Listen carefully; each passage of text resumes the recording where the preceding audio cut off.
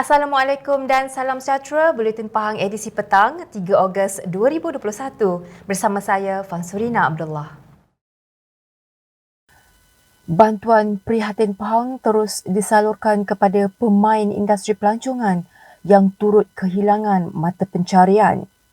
Pengerusi Jawatankuasa Pelancongan, Kebudayaan, Alam Sekitar, Perladangan dan Komoditi Negeri Pahang Yang Berhormat Datuk Seri Haji Muhammad Syakar Haji Syamsuddin berkata, sasaran untuk meringankan beban mereka yang telah lama tidak dapat bekerja ekoran penutupan sektor berkenaan.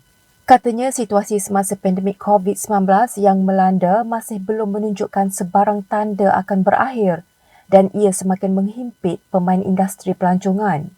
Pihak Kerajaan Negeri Pahang sendiri telah menyalurkan lebih RM1.5 juta untuk semua yang terkesan sepanjang penularan pandemik COVID-19 selain merancang pelaksanaan gelembung pelancongan yang akan memulihkan sektor ini secara berperingkat. Beliau hadir menyampaikan sumbangan prihatin COVID-19 Negeri Pahang yang diadakan secara pandu lalu di Dataran Parkir Kuala Tahan di Jerantut semalam.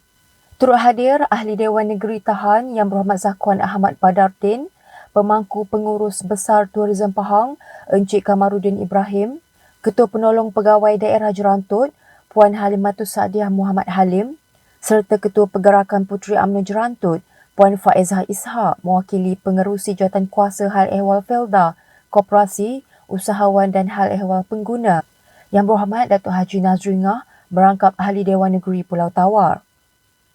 Penyampaian bantuan tersebut melibatkan seramai 116 orang di bawah Persatuan Pemandu Pelancong Alam Semula Jadi Taman Negara, 71 orang di bawah Persatuan Pengusaha Bot Taman Negara dan 46 orang pemandu bot Sungai Tembeling. Untuk rekod, sepanjang tempoh Perintah Kawalan Pergerakan PKP yang mula dilaksanakan awal tahun lalu, pihak kerajaan negeri telah menyalurkan bantuan keuangan dan barangan keperluan kepada 522 orang pemandu pelancong dan pemandu bot pelancongan pada April 2020. Bantuan keuangan secara one-off juga turut diberikan pada Februari tahun ini kepada 450 orang dari golongan yang sama. Seramai 148 penduduk orang asli di Kampung Permatang Siput di Pekan menerima sumbangan bantuan Prihatin Pahang BPP bagi meringankan beban mereka yang turut terkesan ketika ini akibat wabak COVID-19. Sumbangan berkenaan disampaikan oleh Pengerusi Jawatankuasa Sains, Teknologi, Inovasi Komunikasi dan Multimedia Negeri Pahang Yang Berhormat Datuk Haji Muhammad Fakhruddin Muhammad Arif semalam. Selain itu, beliau yang juga Ahli Dewan Negeri Bebar turut menyampaikan sumbangan kepada mereka yang kurang upaya atau mempunyai anak yang sakit supaya rawatan perubatan dapat disegerakan demi meringankan beban mereka. Sementara itu, Yang Berhormat Datuk Haji Muhammad Fakhruddin berkata, sumbangan ini membuktikan Kerajaan Pahang pimpinan Yang Amat Berhormat Menteri Besar Pahang, Datuk Seri Haji Waros Dewa Ismail di bawah Barisan Nasional tidak pernah meminggirkan masyarakat orang asli yang dianggarkan kira-kira 89,000 di negeri ini.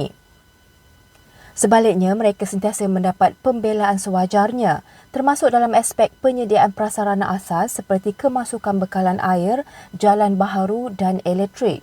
Begitu juga berkenaan telekomunikasi dan internet di mana Kerajaan Pahang bersama SKMM melalui Pelan Jendela 2020 hingga 2022 akan memastikan kemudahan ini dapat dinikmati masyarakat orang asli dengan lebih berkesan di seluruh negeri ini di mana kerja-kerja membina baharu dan menaik taraf menara telekomunikasi di perkampungan orang asli sedang giat dilaksanakan secara berperingkat, malah banyak juga yang telah siap sepenuhnya. Dalam pada itu, beliau turut menyerahkan sumbangan Kerajaan Pahang iaitu hamper makanan dan pas khidmat penghantaran kepada peniaga-peniaga COD di Pusat Khidmat Rakyat Dewan Negeri Bebar di Pekan. Jumlah kes denggi di Pahang daripada Januari hingga 31 Julai lalu adalah sebanyak 296 kes dengan 1 kematian dilaporkan. Jabatan Kesihatan Negeri Pahang dalam satu hantaran di Facebook berkata, namun dalam tempoh 25 Julai hingga 31 Julai, tiada wabak denggi aktif dilaporkan di seluruh Pahang. Bagaimanapun, semua masyarakat diminta mengambil langkah berjaga-jaga dan amalan 10 minit cari dan musnah tempat pembiakan nyamuk Aedes. Semua pihak juga perlu memastikan negeri Pahang bebas denggi dan setiap individu perlu mengambil langkah-langkah pencegahan dan kawalan denggi di kediaman masing-masing. Ini termasuk melakukan semburan aerosol bagi membunuh nyamuk Aedes dewasa, terutama pada waktu puncak iaitu awal pagi dan lewat petang. Sekiranya demam, segera dapatkan rawatan di klinik kesihatan berhampiran kerana tindakan ini dapat menyelamatkan nyawa. Sekian Buletin Pahang edisi petang bersama Unit Komunikasi dan Media Pahang. Ikuti Pahang Media di Facebook, Instagram, YouTube dan Twitter. Teruskan bersama kami dalam Buletin Pahang edisi malam untuk berita-berita terkini di Pahang. Assalamualaikum.